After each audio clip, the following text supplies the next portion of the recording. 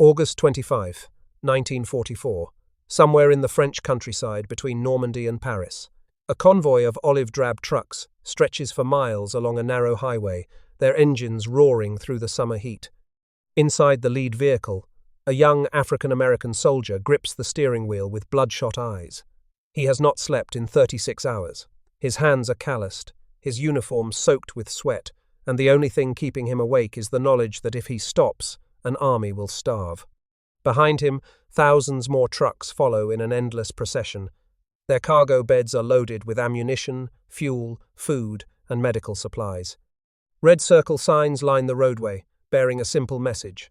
Red Ball Highway, stay on the ball, keep M rolling. The drivers call it the Red Ball Express. Over the next 83 days, it will become the largest truck convoy operation in military history. It will also become one of the most forgotten. This is the story of the men who saved the Allied advance across France, men who drove through minefields, sniper fire, and their own crushing exhaustion to deliver victory. Most of them were African-American soldiers serving a country that denied them basic rights. They returned home to segregation and silence. Their contribution was erased from public memory for decades, but without them, the liberation of Europe might never have happened. The Red Ball Express was not supposed to exist. No military planner had envisioned it. No logistics officer had prepared for it. It was born from desperation, organized in 36 hours, and executed by men who had never been trained for the mission. And it worked. To understand why the Red Ball Express became necessary, you must first understand the greatest logistics crisis in American military history. It began with success. On June 6, 1944, Allied forces stormed the beaches of Normandy in the largest amphibious invasion ever attempted. Over 156,000 troops landed on the first day. The operation involved nearly 7,000 naval vessels and over 11,000 aircraft. Within weeks, more than 1 million soldiers had crossed the English Channel into France. The beaches became the busiest ports in the world, with supplies flowing ashore around the clock. But the initial advance was slow. German defenders had fortified the Norman hedgerow country, turning every field into a potential ambush site. The bocage consisted of dense earthen embankments topped with thick vegetation, some dating back to Roman times. Tanks could not push through. Infantry advancing across open fields faced withering fire from concealed positions. For nearly 2 months, Allied forces fought through this terrain, gaining ground one bloody hedgerow at a time. The supply system, designed to support this gradual advance, kept pace without difficulty. Then everything changed. On July 25, 1944, General Omar Bradley launched Operation Cobra. Over 1,500 heavy bombers dropped more than 3,000 tons of explosives on a narrow sector of the German line near the town of St. Lo. The concentrated bombardment, though it tragically killed some American soldiers from friendly fire, shattered German defenses. American armor poured through the gap. Within days, the entire front collapsed. On August 1st, General George Patton activated his Third Army and began racing across France at a pace no one had anticipated. His tanks covered 80 miles in a single week, then another 80. German resistance crumbled. The Falaise Pocket trapped an entire German army group, with roughly 10,000 killed and 50,000 captured. Paris was liberated on August 25th. Allied forces that had expected to reach the Seine River by September found themselves approaching the German border by late August. The speed of victory created catastrophe. Every mile the armies advanced doubled the distance supplies had to travel, and there was no way to move those supplies forward. Before the invasion, Allied bombers had systematically destroyed the French railway network as part of the transportation plan. Over 75,000 tons of bombs fell on rail targets between February and June 1944. Bridges, marshalling yards, locomotives, and signal systems had all been targeted to prevent German reinforcement of Normandy. The strategy worked brilliantly for the invasion. It now denied the Allies their own rail transport. The port of Cherbourg, captured on June 27th after fierce fighting, had been subjected to what American engineers called the most complete, intensive, and best-planned demolition in history. German Rear Admiral Walter Hennecke received the Knight's Cross for directing the destruction. His men had planted hundreds of mines throughout the harbour, demolished every crane and loading facility, shattered the quay walls, and sunk ships to block the entrance. 20 ships lay on the harbour bottom. Clearing operations recovered over 140 mines and thousands of underwater obstacles. Cherbourg would not reach full capacity until late September. The artificial mulberry harbours constructed off the invasion beaches had been devastated by a massive storm that began on June 19th. The 3-day gale was the worst Channel storm in 40 years. Winds reached force 6 to 8. By June 22nd, the American mulberry at Omaha Beach was completely destroyed. The British mulberry at Arromanches survived, but with reduced capacity. Nearly 90% of all American supplies still came over the open beaches, hundreds of miles behind the rapidly advancing front.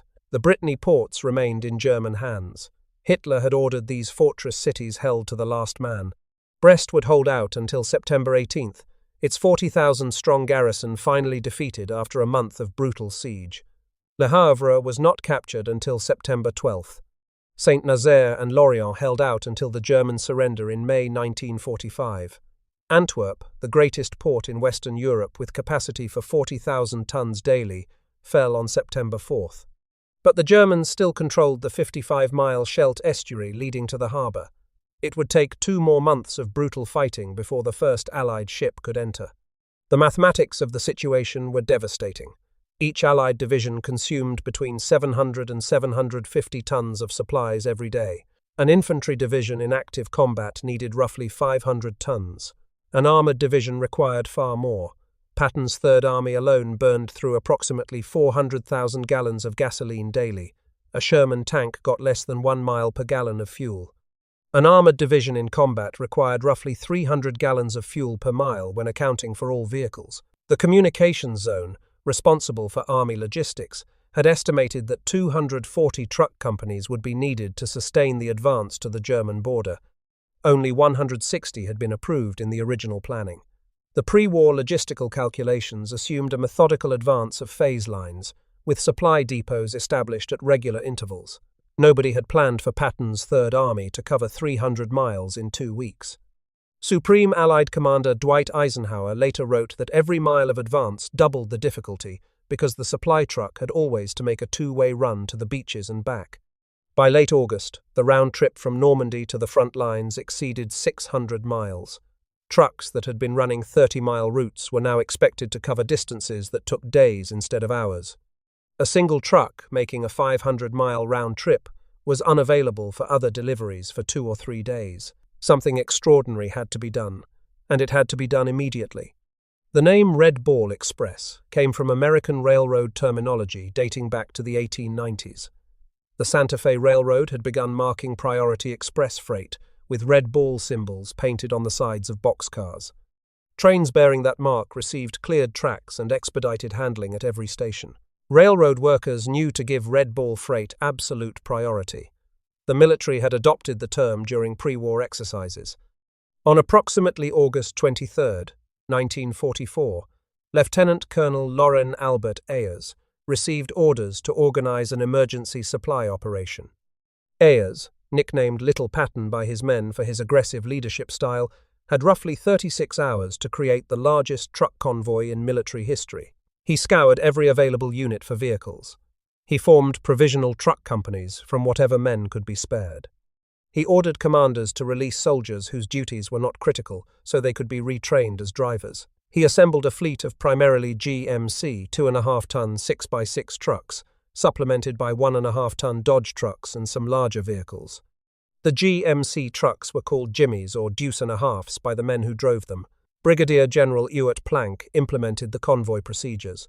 Upon launching the operation, he declared, "Let it never be said that a lack of supplies stopped Patton when the Germans could not." The system was revolutionary in its simplicity. 2 parallel highways were designated for exclusive Red Ball use. One route carried loaded trucks heading east from St. Lo toward the front. The other carried empty trucks, returning west for resupply. Both routes were closed to all civilian traffic and all military traffic not part of the Red Ball operation. Thousands of Red Ball signs were posted along the routes. The 793rd Military Police Battalion was assigned to control traffic around the clock.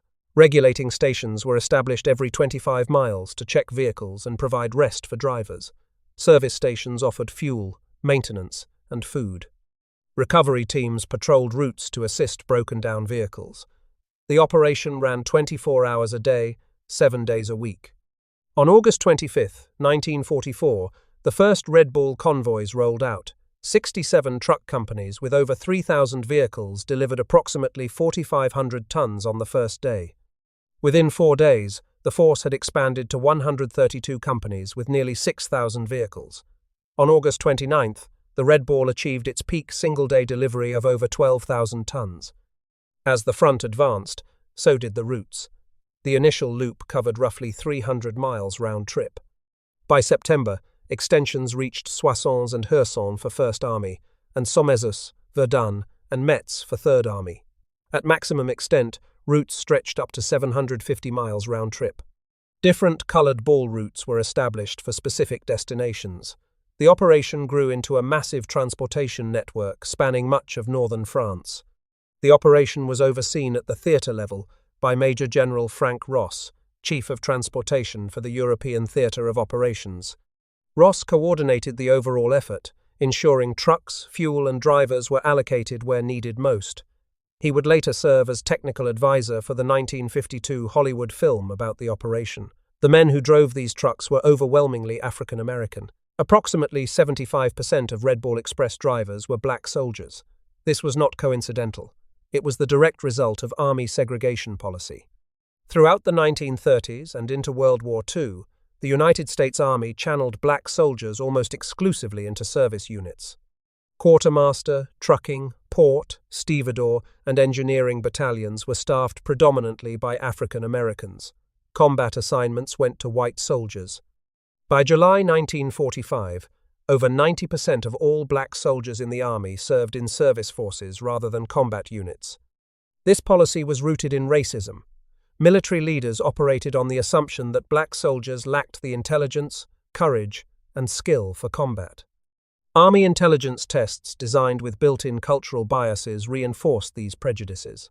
The tests favored applicants with access to quality education, which segregation had systematically denied to black Americans. A soldier from rural Alabama with a 6th-grade education was judged inferior to one from a well-funded northern school, regardless of actual ability or motivation. Segregation was total. Black troops served in all black units, commanded almost exclusively by white officers. At the war's start, fewer than a dozen black officers existed in the entire army. Barracks, mess halls, and recreational facilities were separate. Black soldiers could not share a table with white soldiers even in France. Military police enforced these boundaries. Some white Red Bull veterans, later interviewed by historians, had no idea that most of their fellow drivers had been African American. The separation had been that complete. Washington Rector of the 3916th Quartermaster Truck Company remembered the experience. "You accepted discrimination. We were warned not to fraternize with whites for fear problems would arise." Yet in France, black soldiers found something unexpected. French civilians welcomed them warmly. After years of Nazi occupation, the French greeted all American liberators as heroes. Black soldiers experienced a freedom they had never known at home. Drivers adopted the French phrase tout de suite, meaning immediately, as their informal motto. Training was minimal. Many Red Bull drivers had never operated a truck before the war. James Rookard, a 19-year-old from Maple Heights, Ohio, was among them. Drivers learned the basics in just a few days. The hardest part was learning to drive in convoy with no more than blackout lights, following closely behind the truck in front. Colonel Ayers retrained Port Battalion personnel for long-haul driving in a matter of days. Men who had been unloading ships at Omaha Beach found themselves behind the wheel of a deuce and a half heading for the German border. Stevedores became drivers overnight. Cooks were reassigned to trucking companies. The desperate need for transportation overrode normal military procedures. Among the documented units that served were the 3916th Quartermaster Truck Company, the 3580th Quartermaster Truck Company, the 3989th Motor Transport Company, the 3715th Quartermaster Truck Company, the 3902nd Quartermaster Company, and the 666th Quartermaster Truck Company, which was later attached to the 82nd Airborne Division. Dozens more units contributed to the massive effort. The GMCCCKW that served as the backbone of the Red Ball Express was an engineering masterpiece designed for exactly this kind of abuse. The designation stood for 1941 model year, conventional cab, all-wheel drive, with tandem rear axles. A 6x6 all-wheel drive truck, it was rated at 2.5 tons for off-road use and 5 tons on highways. Its GMC Model 270 inline-six engine produced between 91 and 104 horsepower. It carried a 40-gallon fuel tank, achieved roughly 4 to 5 miles per gallon when loaded, and had a governed top speed of 45 miles per hour. Over 500,000 of these trucks were produced during the war. About a quarter mounted 50-caliber machine guns for defense. Drivers also carried M1 carbines and sidearms. The conditions these trucks faced would test both machine and driver to the breaking point.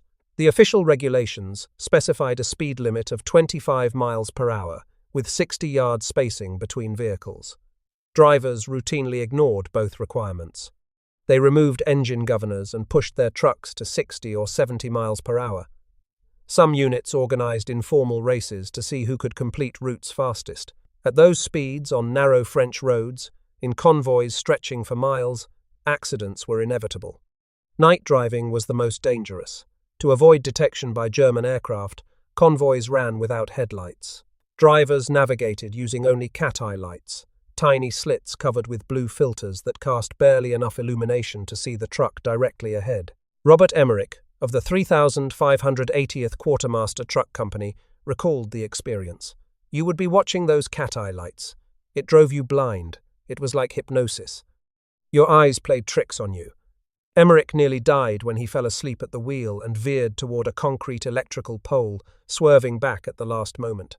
Sleep deprivation became the constant enemy. Official regulations called for drivers to work in two-man teams with scheduled rest breaks, including 10 minutes before each even hour and 30-minute food breaks every 6 hours. Reality was different. Stars and Stripes reported that truck drivers worked 20 hours a day, and when their trucks zigzagged, they stopped, splashed water on their faces, and drove on. Drivers sometimes went 36 hours at the wheel without sleep. They drank coffee by the gallon. They slapped themselves to stay awake. Some became so desperate for rest that they sabotaged their own vehicles, or deliberately got lost near towns where they might find a few hours of unconsciousness. The roads themselves were treacherous. French highways had been well maintained before the war, but were never designed for the pounding of heavy military traffic. Shell craters pocked the surface. Shrapnel littered the pavement. Destroyed bridges forced detours onto temporary pontoon spans that swayed under the weight of loaded trucks. Dead horses and burned-out vehicles lined the roadsides. Empty sea ration cans thrown from passing trucks, shredded tires. An unseasonably rainy autumn turned road shoulders into deep mud. The mechanical toll was catastrophic. Over 40,000 tires wore out during the operation.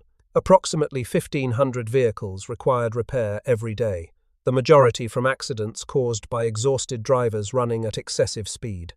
Synthetic rubber tires, necessary because Japanese conquest of Southeast Asia had cut off natural rubber supplies, blew out with disturbing frequency. When inner tires in dual-wheel configurations failed, friction between the tires caused fires.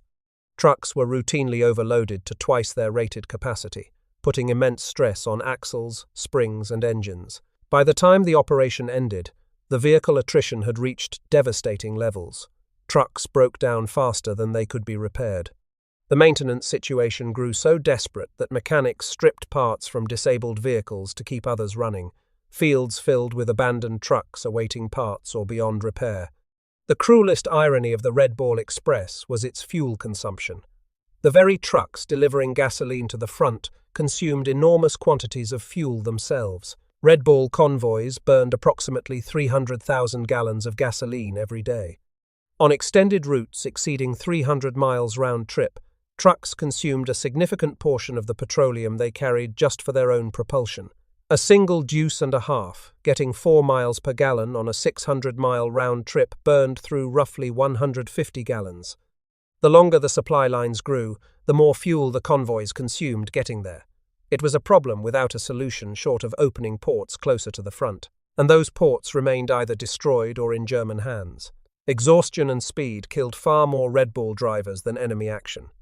The combination of sleep-deprived men, overloaded trucks, excessive speed, blackout conditions, and failing equipment produced a steady toll of casualties. Drivers switched seats at 60 miles per hour while trucks were still moving. Top-heavy loads caused rollovers on curves. A French civilian vehicle that wandered onto the restricted highway was crushed between two trucks when the lead vehicle braked suddenly. Enemy threats were less frequent but still present. German air power had been largely neutralized by Allied air superiority, but the Luftwaffe still launched attacks when conditions allowed. Fighter bombers strafed convoys. More dangerous were landmines planted along road shoulders. Drivers countered by running down the center of highways, but breakdowns often forced them onto the shoulders. Technical Sergeant Emmanuel Wilson Green of the 3989th Motor Transport Company witnessed a fellow soldier severely wounded when a mine detonated near a truck being repaired. As routes extended east of Paris, convoys sometimes pushed through pockets of bypassed German forces. Not all German units had surrendered or retreated. Small groups continued to fight behind American lines.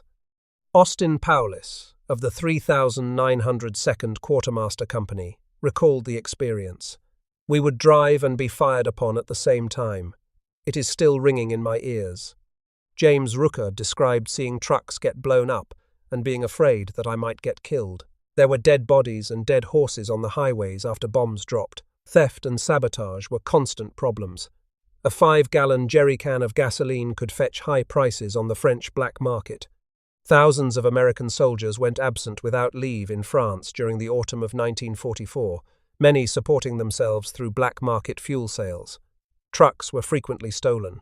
Patton's own Third Army troops sometimes ambushed Red Ball convoys to steal gasoline intended for other units.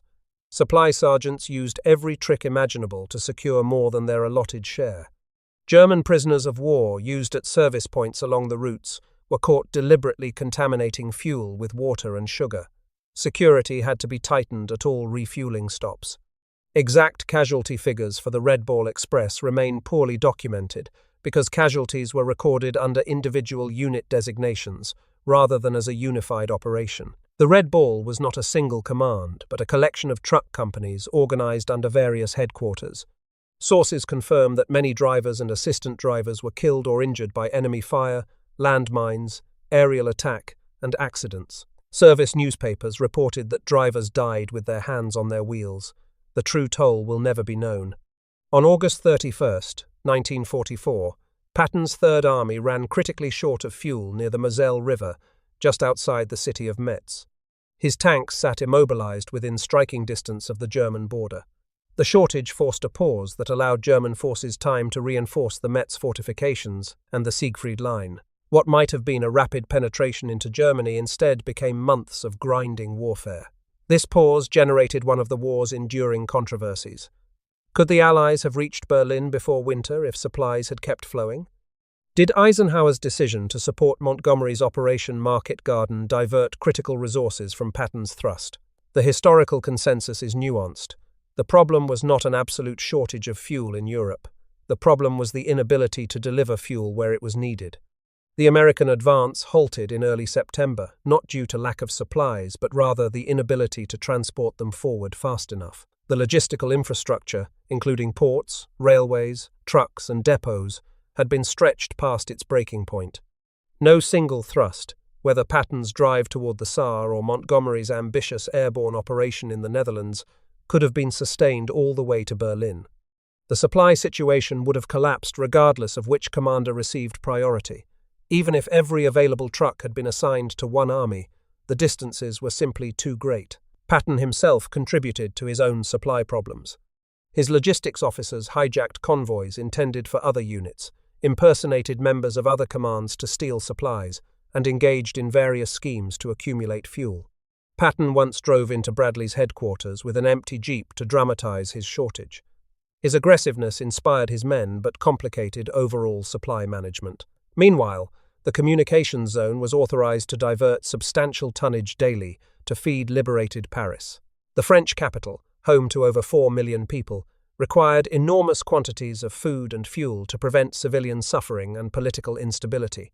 These diversions further strained the supply network.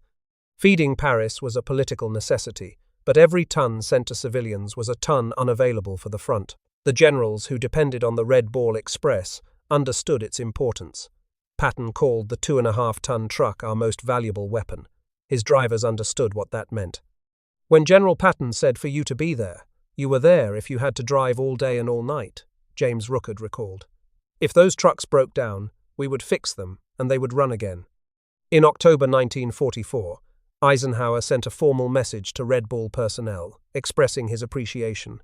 The Red Ball line is the lifeline between combat and supply. To it falls the tremendous task of getting vital supplies from ports and depots to the combat troops, when and where such supplies are needed, material without which the armies might fail. To you drivers and mechanics and your officers, who keep the Red Bull vehicles constantly moving, I wish to express my deep appreciation. You are doing an excellent job. His son, Colonel John Eisenhower, later wrote that the spectacular nature of the advance was due in as great a measure to the men who drove the Red Bull trucks as to those who drove the tanks. Omar Bradley later acknowledged the unglamorous centrality of supply work. He wrote that on both fronts, an acute shortage of supplies governed all operations. Contemporary observers called the logistics situation a tactician's hell and a quartermaster's purgatory. Perhaps the most telling tribute came from the combat soldiers who depended on the Red Bull. An armoured division commander told reporters, "The black drivers delivered gas under constant fire. I would not want their job. They have what it takes." A tank driver from the 5th Armoured Division added, "If it was not for the Red Bull, we could not have moved. They all were black drivers, and they delivered in the heat of combat. We would be in our tanks praying for them to come up." The Red Ball Express was designed as an emergency measure, not a permanent solution. Its own consumption of resources made it unsustainable over time. 3 developments combined to make it expendable. First, the port of Antwerp was captured largely intact on September 4th. British forces took the city so quickly that German demolition teams did not have time to destroy the harbour facilities. But German forces still controlled the Scheldt estuary leading to the harbour. The Battle of the Scheldt, fought from October 2nd through November 8th, cost thousands of Allied casualties before the waterway was cleared. Canadian forces bore the brunt of the fighting in terrible conditions. Extensive mine clearing followed. On November 28, 1944, the first full Allied convoy of 18 ships entered Antwerp. Second, the French railway system was progressively rebuilt. American railway battalions worked around the clock to repair tracks, bridges, and tunnels. Thousands of men worked on reconstruction. By late August, the first American train reached Paris. The Allies shipped some 2,000 locomotives to the continent, along with tens of thousands of freight wagons. By mid-November, rail operations absorbed enough tonnage to make the Red Ball unnecessary. Third, pipeline systems extended fuel delivery. Operation Pluto, the pipeline under the ocean, pumped fuel directly from England to France through flexible pipelines laid on the Channel floor. Additional overland pipelines followed advancing forces. These pipelines eventually delivered hundreds of thousands of gallons daily. The Red Bull's decline was gradual. From a peak of 132 truck companies in early September, the force shrank steadily as other transportation modes came online. On November 16, 1944, the Red Ball Express officially ceased operations after 83 days. Successor routes carried on trucking operations through the war's final months. The White Ball Express ran from Le Havre to Paris. The ABC Express operated from Antwerp to forward depots. The Green Diamond served First Army supply routes. The Red Lion Express supported British forces. Finally, the XYZ Express continued operations into Germany itself. The Red Ball Express delivered over 400,000 tons of supplies over its 83-day existence. It kept alive an army of over 1 million men advancing toward Germany. It prevented the Allied offensive from grinding to a halt during the critical autumn of 1944. And then it was forgotten. The contributions of Red Bull drivers were celebrated while the operation lasted. Eisenhower praised them. Stars and Stripes wrote admiringly of their efforts. But once the war ended, the story faded from public memory. In 1952, Hollywood released a film titled Red Ball Express, starring Jeff Chandler and a young Sidney Poitier in only his 3rd film role. The movie inverted the racial reality of the operation. The cast was predominantly white, even though 75% of actual Red Ball drivers had been African American. Black veterans who attended theaters to see the film had to sit in segregated balconies. Proper recognition came decades after the war. In 1997, 7 Black World War II veterans belatedly received the Medal of Honor from President Bill Clinton, recognition that had been denied them during and after the war. Only one of the 7, Vernon Baker, was still alive to receive the medal in person. Historian David Colley published The Road to Victory in 2000, the first comprehensive book on the Red Ball Express. Colley conducted extensive interviews with surviving veterans before their stories were lost to time. His book drew on first-hand accounts from drivers, mechanics, and officers who had kept the convoys rolling. In France, commemorations have been more consistent. A memorial stone stands in the town of La Queue-les-Yvelines along the former Red Ball route. In September 2024, the 80th anniversary of the operation was marked with a ceremony attended by French officials and representatives from the United States Embassy. French communities have held anniversary observances honoring the drivers who helped liberate their country. The National World War II Museum in New Orleans features Red Ball content in its exhibits. Black veterans of the Red Ball Express returned to an America that greeted their service with violence rather than gratitude. Sergeant Isaac Woodard, still wearing his Army uniform, was beaten and permanently blinded by South Carolina police in February 1946, just hours after receiving his honorable discharge. The officer who blinded him was acquitted by an all-white jury after 30 minutes of deliberation. The brutality of the attack drew national attention. President Harry Truman, outraged by the incident, cited it as one motivation for Executive Order 9981, issued July 26, 1948, ordering the desegregation of the armed forces. The Army did not fully integrate until 1954. The GI Bill, theoretically available to all veterans regardless of race, was administered by states that systematically excluded black applicants. Southern registrars denied benefits on trivial pretexts, or simply refused to process applications. Northern discrimination was more subtle but equally effective. In New York and northern New Jersey, fewer than 100 of the 67,000 VA-backed mortgages went to non-white borrowers. Black veterans who had served their country in Europe found doors closed when they returned home. The homes built in new suburbs, the college educations funded by the government, the business loans that created middle-class prosperity, all went predominantly to white veterans. Yet military service catalyzed the civil rights movement. Medgar Evers served in a quartermaster port battalion, growing frustrated with the treatment of black soldiers in France. Upon discharge in 1946, he immediately led efforts to register black veterans to vote in Mississippi. He became the state's NAACP field secretary and was assassinated in 1963. Hosea Williams served under Patton and was beaten upon returning home from Europe. He became a close associate of Martin Luther King Jr. and co-led the first Selma to Montgomery March on Bloody Sunday, alongside John Lewis of the Student Nonviolent Coordinating Committee. The Double V campaign, launched by the Pittsburgh Courier newspaper in 1942, calling for victory over fascism abroad and racism at home, became the philosophical bridge between wartime service and the civil rights struggle.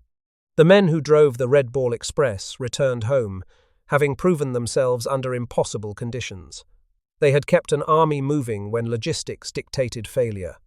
They had shown courage under fire and endurance beyond reasonable expectation. They knew what they were capable of achieving. That knowledge fueled the civil rights movement for the next 2 decades. The Red Ball Express stands as one of history's most remarkable military improvisations. Organized in 36 hours from concept to execution, it delivered more supplies across longer distances than any emergency convoy operation before or since. It saved the Allied advance from disaster. The approximately 23,000 drivers who kept those convoys moving did so under conditions that would break most people. They drove through exhaustion so complete they hallucinated. They ran at speeds that killed their fellow drivers. They pressed on through minefields, sniper fire, and air attacks. Most of them did this while serving a nation that denied them basic human dignity. Colonel John Eisenhower wrote that the spectacular nature of the advance was due in as great a measure to the men who drove the Red Ball trucks as to those who drove the tanks. That assessment was not praise offered lightly. It was simple historical fact. The liberation of Western Europe was built on the labor of men who received neither equality nor recognition in return. Their trucks are gone. Most of the drivers have passed away. But the roads they traveled still exist across France, marked now by commemorative stones rather than Red Bull signs. The physical demands of Red Bull service left lasting marks on those who survived. Veterans recalled chronic back problems from hours hunched over steering wheels on rough roads, hearing damage from engine noise. Eye strain from staring at dim cat-eye lights through endless nights. The psychological toll was equally severe. Some drivers never spoke of their experiences. Others were haunted by memories of accidents, of comrades killed, of exhaustion so profound that hallucinations seemed more real than the road ahead. Charles Stevenson of the 3858th Quartermaster Gas Supply Company described the surreal quality of driving through France. Drivers would see signs in French they could not read. They would pass through villages where people cheered and threw flowers, and then they would be back on the empty highways, alone with the engine noise, fighting to stay awake. The Red Bull Express demonstrated that modern warfare is won or lost in logistics. Generals make plans and tanks make headlines, but armies move on supplies. Napoleon observed that an army marches on its stomach. In the mechanized warfare of the 20th century, armies rolled on gasoline. The Red Bull drivers understood this truth intimately.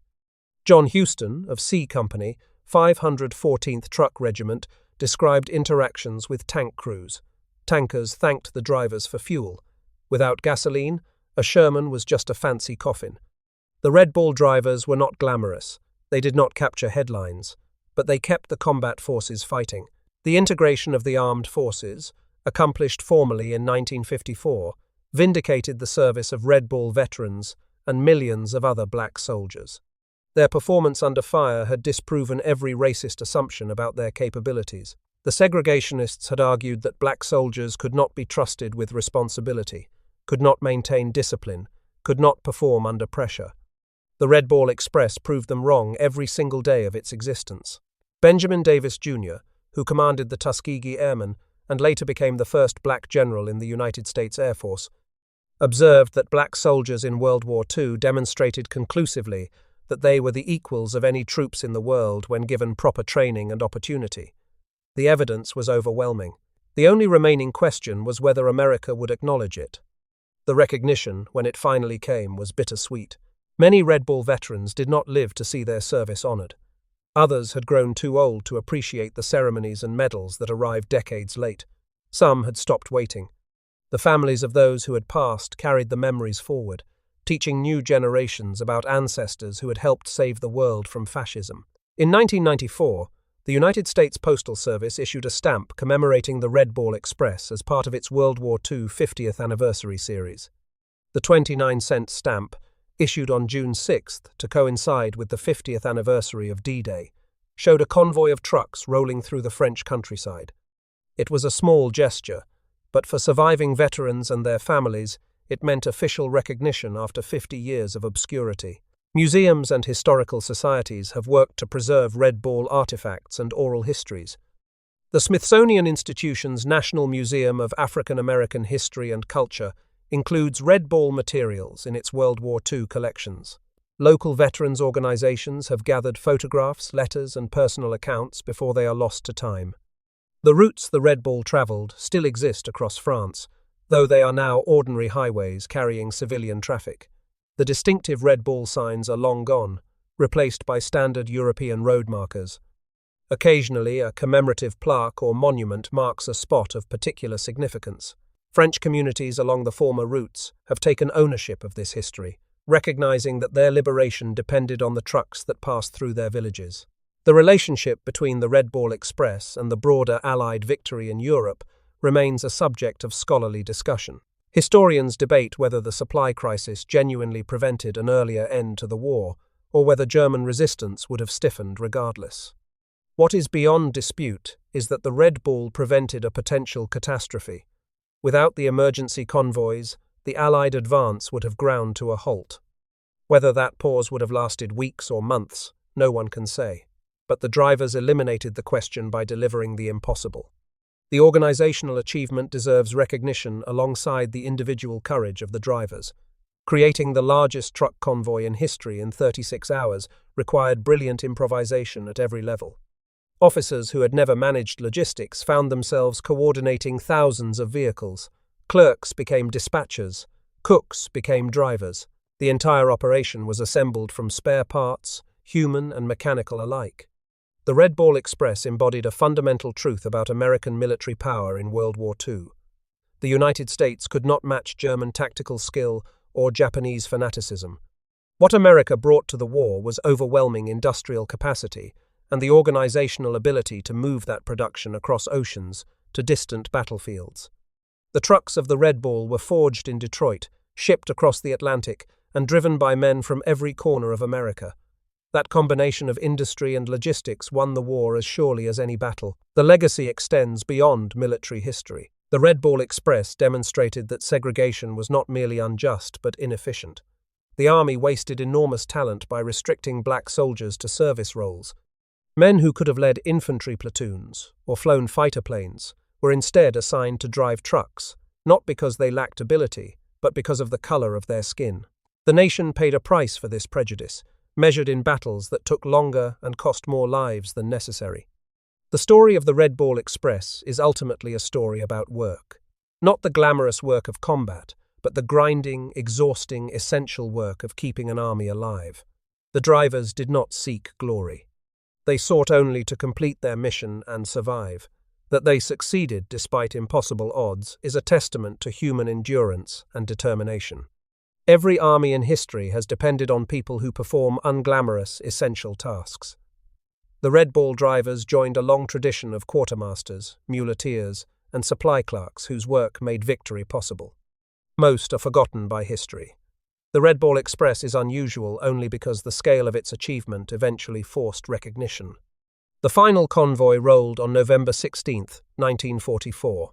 The drivers returned to their regular units or were reassigned to successor operations. No ceremony marked the end. No medals were presented. No speeches were given. There was still a war to win. The trucks kept rolling under different names on different routes, carrying supplies to armies that kept advancing until Germany surrendered in May 1945. James Rookard, the young driver from Maple Heights, Ohio, survived the war and returned home. He lived to be 98 years old and was believed to be the last surviving member of the Red Ball Express when he passed away in October 2023. For decades, he shared his memories with historians, students, and documentarians, ensuring that the story of the Red Ball Express would not die with its veterans. The men who drove those trucks through the French summer and autumn of 1944 earned a place in history they were long denied. For decades, their contribution was overlooked in textbooks and documentaries. The official army history focused on combat operations while logistics received passing mention. Their story deserves to be remembered not as a footnote to the liberation of Europe, but as an essential chapter in that liberation. Without the Red Ball Express, the liberation might have stalled. With it, the Allied advance continued until the Nazi regime lay in ruins. The Red Ball Express was not a battle. No monuments were built to mark its terrain. No generals became famous for commanding it. It was the largest and most successful emergency logistics operation in military history, executed by men who proved what they could do when given the chance. The tank crews waiting for fuel knew what those drivers accomplished. The infantry waiting for ammunition knew it. The generals writing their memoirs eventually admitted it. The country that sent them to war took decades to acknowledge it. They kept them rolling, and the world is better for it. The Red Ball Express, 83 remarkable days that changed history.